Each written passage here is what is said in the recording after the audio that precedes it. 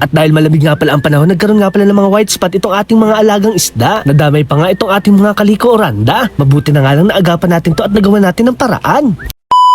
Kung inyo nga palang napapansin, tayo nga pala ay nagpapalit ng tubig. Nagkaroon kasi ng mga white spot itong ating mga binibentang mga isda. Dahil nga pala sa lamig ng panahon, sila nga pala ay nagkaroon ng parasite. Ito nga pala ang tinatawag na white spot. Kumakapit nga pala ito sa kanilang mga gills at mga fins. Dahil nga dito, sila nga pala ay nanghihina at bumababa ang immune system. Kaya naman guys, to the rescue si Kuya Ubi Machunurin. Mabuti na nga lang hindi nadamay itong ating mga full gold galwing. Ito na nga lang pala ang natitira sa ating mga full stray na gapi. Good news naman dahil hindi na drop cook itong ating flower horn. Lumalaki na nga pala ulit ang kanyang ulo at hindi na nai-stress. Habang itong female naman natin na flower horn ay sobra ng aggressive. Bale guys, ito nga pala ang sikreto sa pagtataboy ng mga aswang. Nakakagamot nga pala ito ng mga fungal infection. Nakakagamot nga rin pala ito ng mga sugat. Nakakabawas nga din pala ito sa osmotic stress ng mga isda. O diba guys, napakagaling. Nag-research pa nga si Kuya Ubi Machunurin para lamang sa inyo. Mga ilang araw na nga lang ay mawawala na ang white spot nitong ating mga binibentang mga isda. Sa mga naghahanap nga pala ng ating gapi, eto na nga pala sila ngayon. Pinagsama-sama ko na nga sila dahil wala na silang mga partner. Chapsuy na nga pala ang kakalabasan nito kapag nagbuga na sila ng mga fry. Natapos na nga pala ako sa gawain ngayong araw. Pupunta nga pala tayo ng barbershop para magpagupit. Makapal na kasi ang ating buhok at medyo makati na rin sa ulo. Mabuti na nga lang guys, meron tayong malupit na barbero. Mabilis na nga pala itong natapos at nagbuka na tayong tao. So paano guys, hanggang dito na lang. Maraming salamat sa panonood.